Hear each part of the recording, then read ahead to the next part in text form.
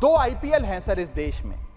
एक आईपीएल है जिसमें गेंद और बल्ले का खेल होता है, जिसे कहते हैं इंडियन प्रीमियर लीग, और दूसरा आईपीएल है जिसमें युवाओं के भविष्य के साथ खेल होता है, जो है इंडियन पेपर लीग। और आज मैं उसकी पूरी सूची लाया हूं कि कैसे युवाओं के भविष्य को सिक्योर करना तो छोड़िए, उसे बर्बाद करने का काम किया गया। मैं खुद स्टूडेंट रहा हूं। इस देश की सबसे one of the most competitive examination chartered accountancy को क्लियर कर यहां पहुंचा हूं सर।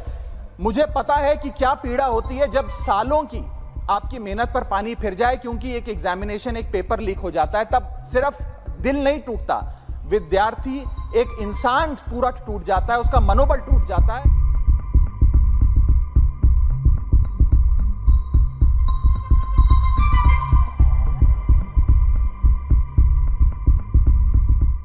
जिस शिक्षा व्यवस्था में परीक्षा शिक्षा माफिया जन्म लेता है, जिसके तहत आज लाखों बच्चों का भविष्य अंधकार की कागार पे खड़ा है, मैं बात कर रहा हूं नीट यूजी और यूजीसी नेट की, जिसमें कुल मिलाकर करीब 35 लाख बच्चों का एग्जामिनेशन हुआ। हमने देखा, देश भर में देखा कि कैसे उस एग्जामिनेशन को पेपर लीक हुए, क्या उसमें माफियाओं का राज रहा और कैसे इन 35 लाख बच्चों का भविष्य आज अंधकार की कागार पे खड़ा हुआ है।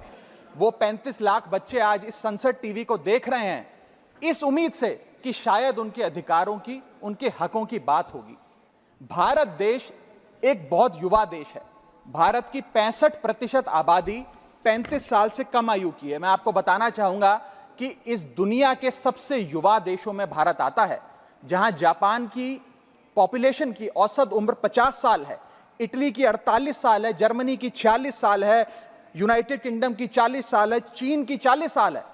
जहां विकसित देश बूढ़े होते जा रहे हैं, भारत देश जवान हो रहा है। भारत की औसत उम्र आज मात्र 29 साल है। लेकिन हमने इस युवा भारत के लिए किया क्या? मैं आपको बताना चाहूंगा कि भारत में दुनिया की सेकेंड हाईएस्ट स्टूडेंट पॉपुलेशन है। अगर आप प्राइमरी, सेकेंडरी और हायर एजुकेशन को जोड़ लें तो कुल मिलाकर 31 करोड़ आबादी भारत देश की स्टूडेंट्स कहलाती है, यानी कि पढ़ाई लिखाई का काम करते हैं। लेकिन उन युवाओं के लिए हमने किया क्या? मैं बताना चाहता हूं कि इस व्यवस्था ने, इस सरकार ने उन लोगों के लिए क्या किया। दो आईपीएल हैं सर इस देश में। एक आईपीएल है जिसमें गेंद और बल्ले का खेल होता है, जिसे कहते हैं इंडियन प्रीमियर लीग, और दूसरा आईपीएल है जिसमें युवाओं के भविष्य के साथ खेल होता है, जो है इंडियन पेपर लीग। और आज मैं उसकी पूरी सूची लाया हूं कि कैसे युवाओं के भविष्य को सिक्योर करना तो छोड़िए, उसे बर्बाद करने का काम किया गया। और उस सूची में मैं नाम पढ़ के आपका ध्यान आकर्षित करना चाहूंगा कि क्या क्या हमने अपने देश के युवाओं को दिया है। पहला, व्यापम स्कैम। दूसरा, यूजीसी नेट पेपर लीक। तीसरा, Telangana secondary school certificate examination Hindi paper leak. Assam HSC-LC general science paper leak. Uttar Pradesh लेखपाल recruitment exam paper leak. Rajasthan forest guard recruitment exam paper leak. Bihar public service commission exam paper leak. Gujarat head clerk exam paper leak. SSC CGL exam paper leak. UP TET exam paper leak. Rajasthan university paper leak. UP PSC paper leak. Maharashtra HSC exam chemistry paper leak. UP police constable qualifying exam paper leak. REET यानी कि Rajasthan eligibility examination for teachers paper leak. Haryana police constable exam paper leak. Himachal Pradesh police constable exam paper leak. Railway recruitment board group D exam paper leak. Orissa teacher eligibility test paper leak. Assam police recruitment exam paper leak. Bihar board का 10वीं कक्षा का भी examination paper leak. Telangana SSC exam paper leak. Karnataka SSC-LC exam paper leak. Delhi university law entrance exam paper leak. Jamia Millia Islamia entrance exam paper leak. UP board exam mathematics और bio का paper leak. Rajasthan teacher recruitment exam paper leak. और इस साल का NEET का 2024 का paper leak.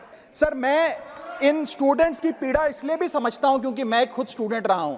इस देश की सबसे one of the most competitive examination chartered accountancy को क्लियर कर यहां पहुंचा हूं सर। मुझे पता है कि क्या पीड़ा होती है जब सालों की आपकी मेहनत पर पानी फिर जाए क्योंकि एक एग्जामिनेशन, एक पेपर लीक हो जाता है। तब सिर्फ दिल नहीं टूटता, विद्यार्थी, एक इंसान पूरा टूट जाता है, उसका मनोबल टूट जाता है। आज उस मनोबल को हमें सबको मिलकर एड्रेस करने की आवश्यकता है।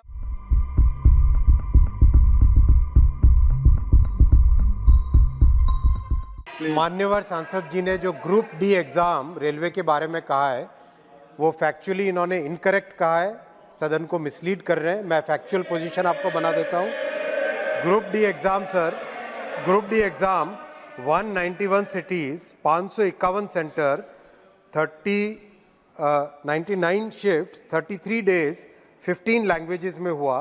1 करोड़ 11 लाख एप्लीकेंट्स ने एग्जाम दिया और बिना कोई कहीं पर एक भी सिंगल शिकायत के टोटल रेलवे ने 1.5 लाख लोगों को अपॉइंटमेंट दिया है।